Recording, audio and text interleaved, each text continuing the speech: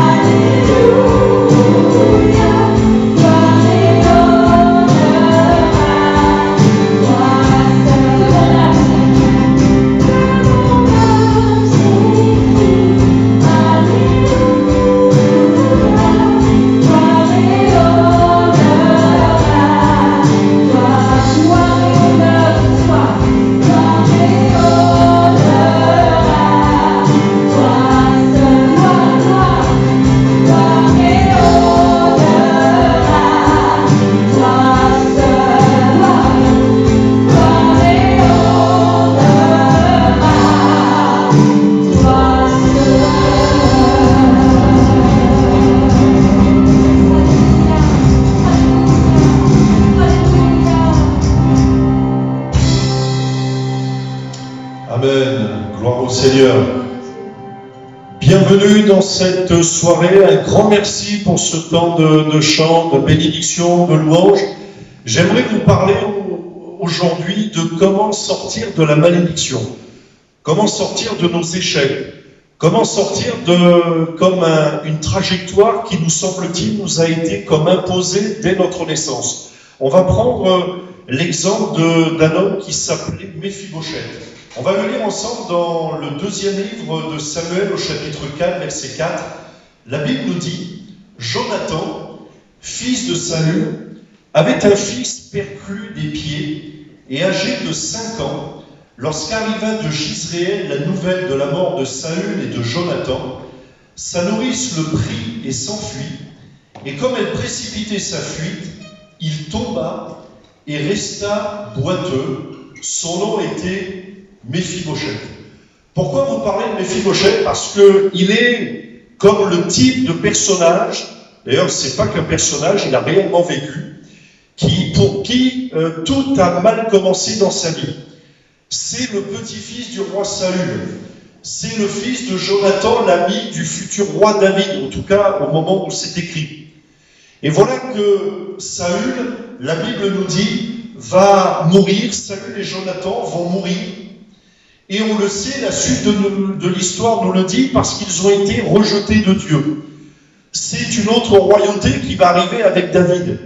Et on sait que dans ces pays-là, cette époque-là, quand il y a un changement de roi, un changement de royauté, eh bien, il y a comme des règlements de compte qui sont faits, et Méphibosheth, qui était dans la liste des prétendants au trône, va maintenant faire aller sur la liste des bannis, des maudits, de ceux peut-être même qui vont être tués. C'est pour ça que la Bible nous dit que sa nourrice, quand elle apprend la nouvelle de la mort du grand-père et du père, Saül et Jonathan, elle va prendre Méphibosheth et elle va s'enfuir parce qu'elle sait que peut-être des hommes, des soldats, des hommes du peuple vont tuer tout ce qui reste de la famille du roi Saül, y compris Méphibosheth. Donc on peut dire, il va commencer ses premières années dans un contexte défavorable. Et voilà que se rajoute, comme souvent c'est le cas, un autre problème au problème.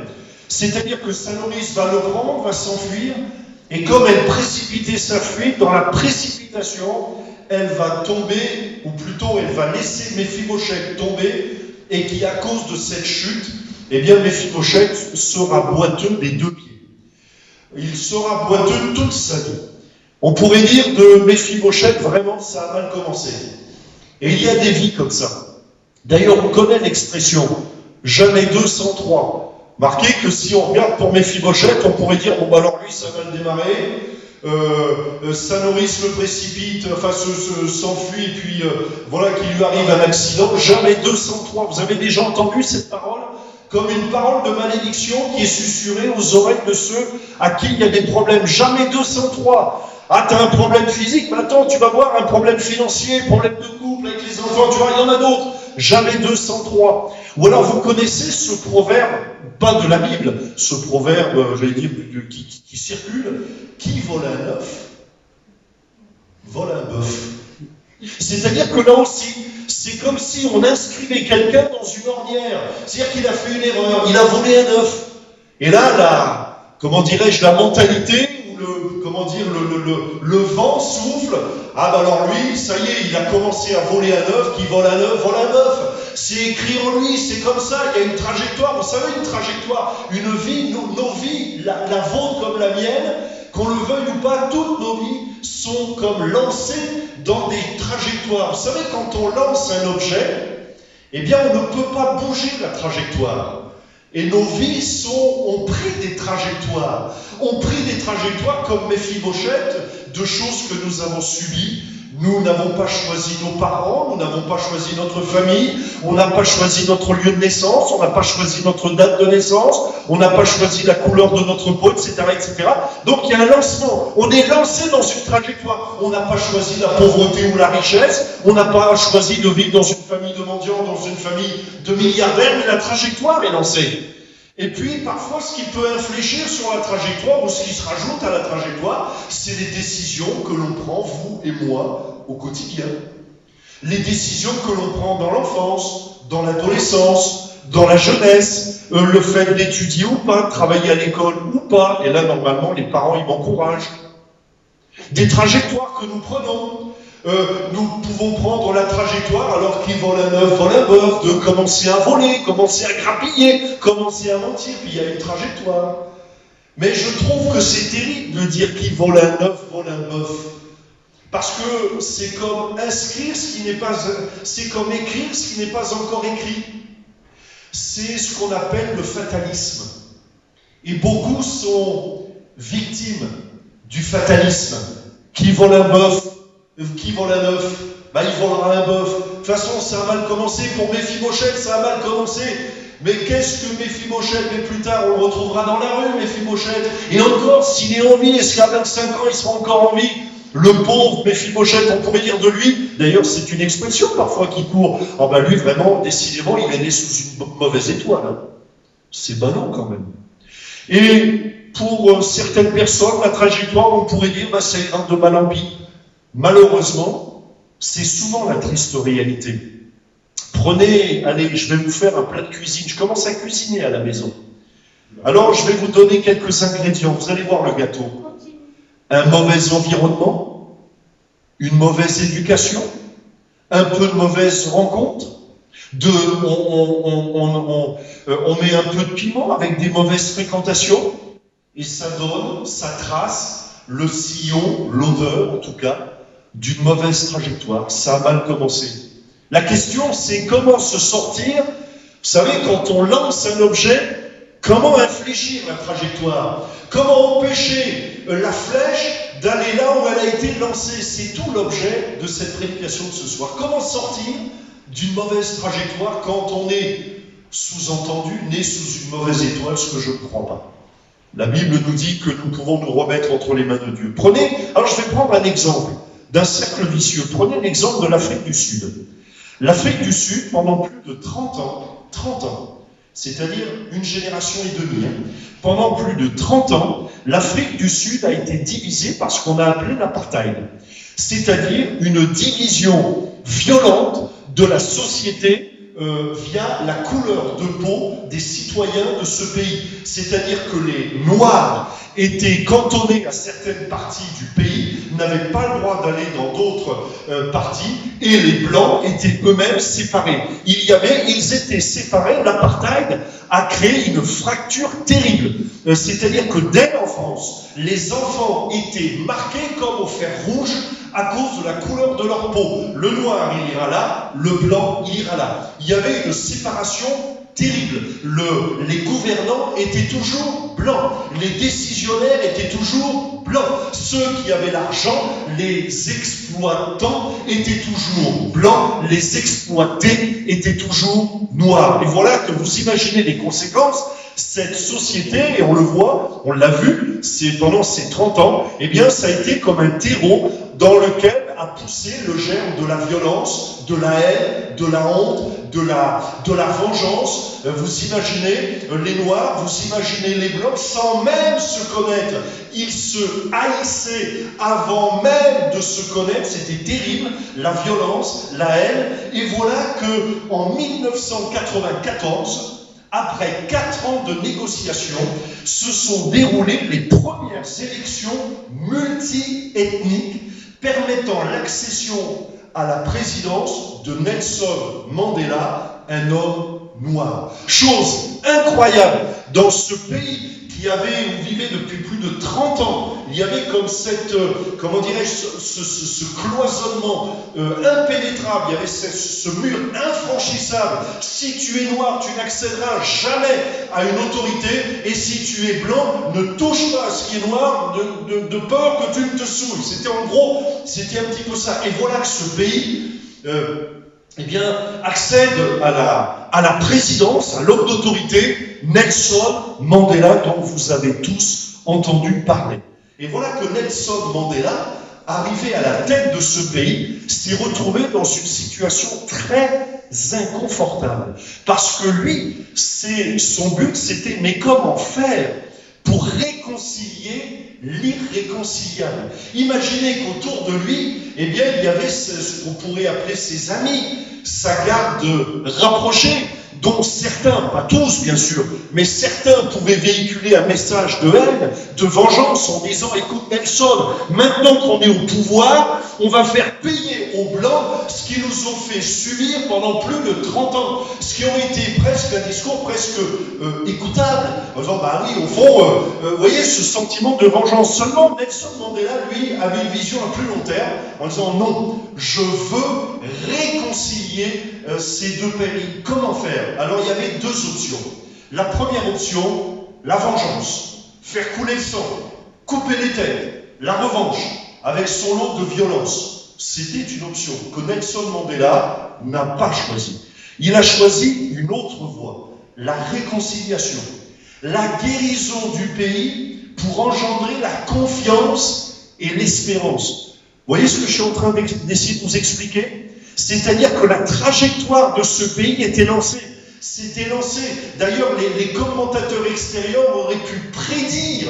Nelson Mandela arrive à la tête. Maintenant, avant, c'était le règne des Blancs. Maintenant, ça va être le règne des Noirs. Et voilà, ça va changer, comme on le voit dans beaucoup de révolutions, où les exploités deviennent les exploitants deviennent des exploités. Voilà. Mais Nelson Mandela a eu un autre objectif.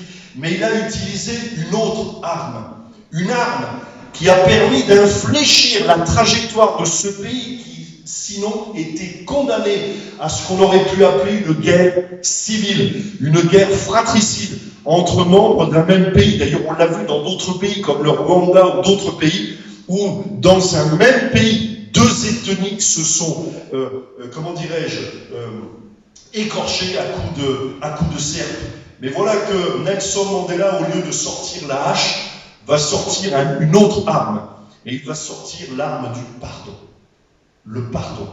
Nelson Mandela va accorder son pardon à tous ceux qui l'ont exploité. C'est terrible, ou c'est beau plutôt. Nelson Mandela va accorder son pardon à ceux-là même qui l'ont enfermé injustement en prison pendant des années.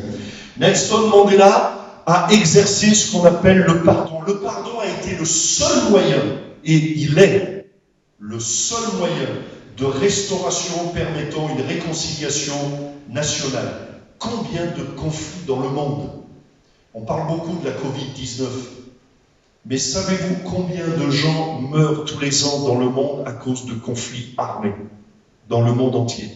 20 millions au moins 20 millions de personnes depuis la dernière guerre.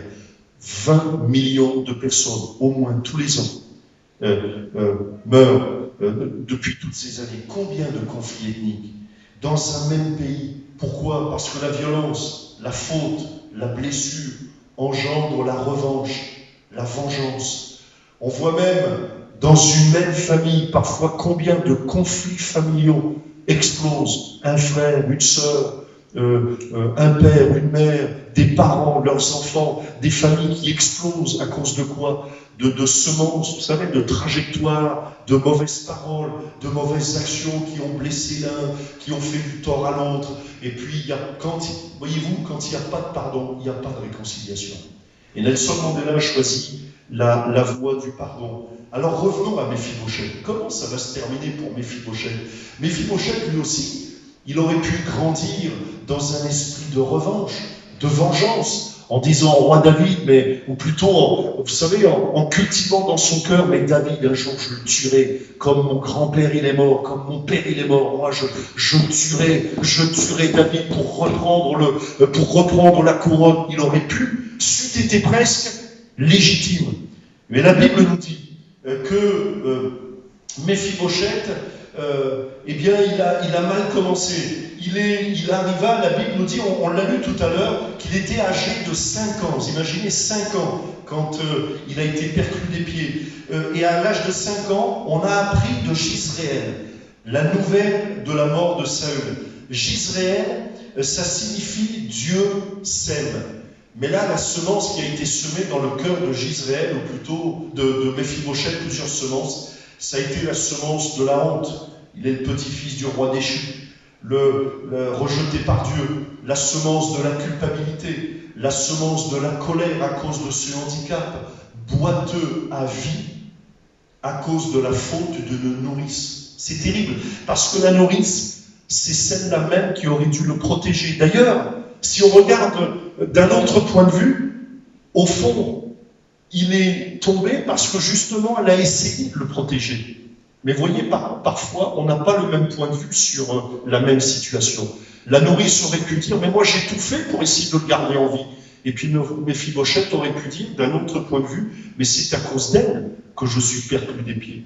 Voyez parfois, comme parfois une mauvaise vision de la même situation peut engendrer soit un bon sentiment, soit un mauvais sentiment. En tout cas, toujours est-il que lui, il est resté boiteux toute sa vie, semence de l'injustice, semé dans un cœur comme le sien à 5 ans. Pourquoi ça m'est arrivé? Semence du rejet, de l'abandon, sentiment de solitude, je suis seul. Comment s'en sortir? Et j'aimerais vous inviter dans 2 Samuel chapitre 9, verset 3. C'est de David d'où va venir la solution. Le roi dit, le roi David, y a-t-il personne, n'y a-t-il plus personne de la maison de Saül pour que j'use envers lui de la bonté de Dieu? Et Siba répondit au roi, il y a encore un fils de Jonathan, perclus des pieds. Le roi lui dit, où est-il? Et Siba répondit au roi, il est dans la maison de Makir, fils d'Amiel, à Lodébar. Le roi David l'envoya chercher dans la maison de Makir, fils d'Amiel, à Lodébar. Et Méphibosheth, fils de Jonathan, fils de Saül, vint auprès de David, tomba sur sa face et se prosterna. David dit, Méphibosheth, et il répondit, voici ton serviteur. David lui dit, ne crains point. On en a parlé dimanche, souvenez-vous.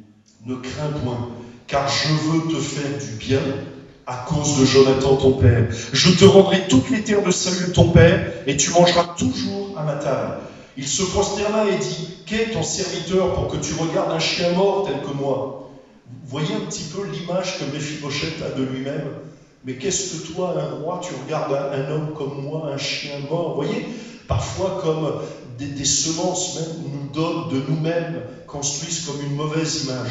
Lui, il avait un problème d'identité. Aujourd'hui, on entend beaucoup parler de ce problème d'identité. Lui, Méphibosheth, il avait un gros problème d'identité. Pour qu'il dise, mais regarde, que tu regardes comme un chien mort tel que moi. Le roi appela Siba, serviteur de Saül, et lui dit, je donne au fils de ton maître tout ce qui appartenait à Saül et à toute sa maison. Tu cultiveras pour lui les terres, toi, tes fils et tes serviteurs, et tu feras les récoltes afin que le fils de ton maître, Méphibosheth, ait du pain à manger. Et Méphibosheth, fils de ton maître, mangera toujours à ma table. Or Siba avait 15 fils et 20 serviteurs. Il dit au roi, ton serviteur fera tout ce que le roi mon seigneur ordonne à mon serviteur. Et Méphibosheth mangea à la table de David comme l'un des fils du roi. Voilà que le roi David a réussi à infléchir la trajectoire de Méphibosheth. Mais j'aimerais vous dire que Jésus a paru afin de détruire les œuvres du diable. Il y a un autre roi qui veut venir pour infléchir ta vie, qui a peut-être mal commencé, qui a mal démarré, ou peut-être qui est sur une mauvaise trajectoire, une mauvaise pente, vous savez, la pente de l'échec, comme, vous savez, ces ornières. Parfois, quand il y a beaucoup de neige, ce qu'on craint le plus, c'est ces fameuses ornières. Parce que quand on tombe dans une ornière, voiture ou ski, eh bien, on n'arrive plus à s'en sortir. Il faut faire beaucoup d'efforts. Et il y a comme des vies, parfois, qui ressemblent à marcher comme dans une ornière. J'ai pas le choix. J'aimerais bien aller à gauche ou à droite, mais je peux pas. L'ornière est tracée, ma vie est tracée. Je peux pas faire autrement. Et Méphibosheth, il était dans la condamnation. Mais voilà que le roi va dire, mais où est-il? Y a-t-il encore quelqu'un que je peux bénir? Et j'aimerais vous dire que Jésus a paru il y a 2000 ans et qu'il pose encore cette question, y a-t-il encore quelqu'un que je puisse bénir? Y a-t-il encore quelqu'un que je puisse sauver?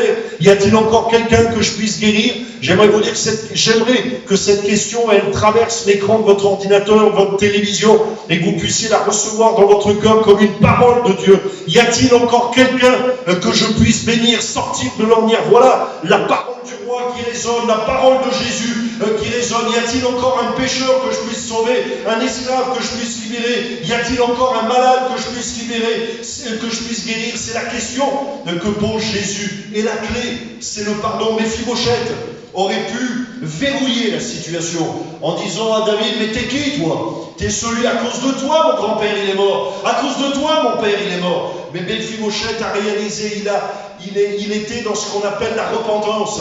Il réalise, mais non, j'ai échoué, j'ai marché sans Dieu. C'est ça la repentance. Vous voulez vous approcher de Dieu, repentez-vous de vos péchés. Réalisez, bien sûr, on peut vivre toute sa vie. Et Méphibosheth aurait pu le faire aussi. Tomber dans ce que j'appelle la victimisation. C'est pas de ma faute, tout m'est arrivé. C'est vrai que beaucoup de choses lui sont arrivées. Mais mes amis, écoutez bien ce que je vais vous dire. Il y a une chose qui n'est pas de la faute des autres, c'est votre responsabilité à personne d'autre, celle de marcher avec Dieu ou pas. Et ça, vous ne pourrez jamais accuser les autres de ne pas vouloir marcher avec Dieu. C'est votre responsabilité. Et c'est ainsi que la voix du roi du ciel appelle du haut des cieux. Y a-t-il encore quelqu'un qui veut que je puisse me sauver? Et là, c'est ta responsabilité de dire oui, oui Jésus, je tends la main vers toi, j'ai besoin de toi. Et Méphibosheth, c'est ce qu'il a fait. La clé, c'est le pardon, c'est la repentance. La solution est donnée par Jésus à la croix du calvaire. Il a pris notre condamnation.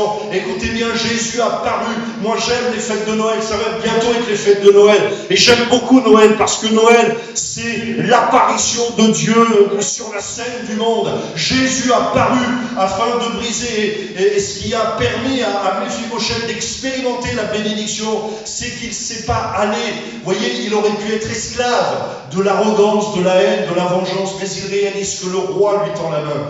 Et à celui qui se tourne vers Jésus, la porte du ciel s'ouvre. Et puis je termine avec cette image et vous comprendrez bien. Imaginez un repas, allez, je vous emmène à la table du roi David.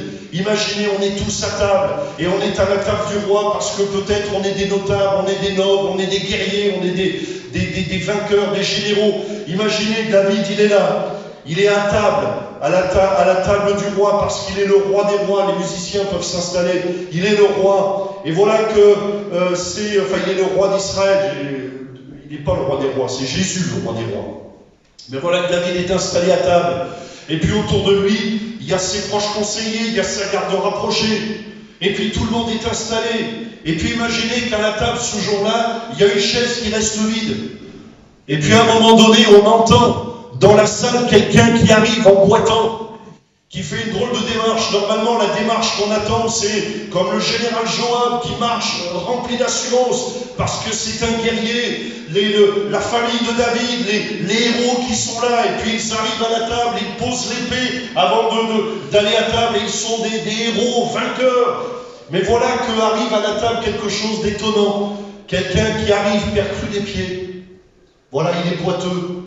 Et j'imagine qu'autour, ça murmure autour de la table. Mais c'est qui ce gars-là? Mais c'est qui ce gars qui vient à table? Bien, c'est Méphibosheth, celui qui a accès à la table du roi. Et j'aimerais vous dire que tu es peut-être boiteux. Peut-être à cause de la vie, tu boites. Peut-être tu es malade, peut-être tu es dans la dépression. Et j'aimerais te dire que Jésus a paru afin de te donner accès à la table du roi. Mon ami, ouvre ton cœur. Repens-toi de tes péchés. Confesse le nom de Jésus. Et toi aussi, tu auras accès à la table du roi. J'aimerais terminer par la prière. Seigneur, nous bénissons ton nom. Nous te remercions parce que tu as paru afin de détruire les œuvres du diable. Et je te prie pour tous les Méphibosheth qui écoutent ta parole en ce moment. Je te prie afin d'étendre ta main. Je te prie de toucher les cœurs. Je te prie de guérir les malades. Je te prie afin que les chaînes tombent, afin que les esclaves soient délivrés, afin qu'ils soient libérés, afin que le pécheur saisisse la main du Sauveur. Jésus, tu as donné ta vie afin de nous racheter. Tu as versé ton sang afin de nous accorder le pardon de tous nos péchés. Et je te prie d'étendre ta main là maintenant, dans le nom de Jésus. Soyez bénis. Soyez bénis. Tu n'es pas seul, mon ami, ce soir. Tu n'es pas seul. Isolé, désolé, apeuré. Tu n'es pas seul. Tu n'es pas seul. Oublié, confiné, séparé. Tu n'es pas seul. Tu n'es pas seul. Élève les yeux et regarde. Après la pluie, vient le soleil.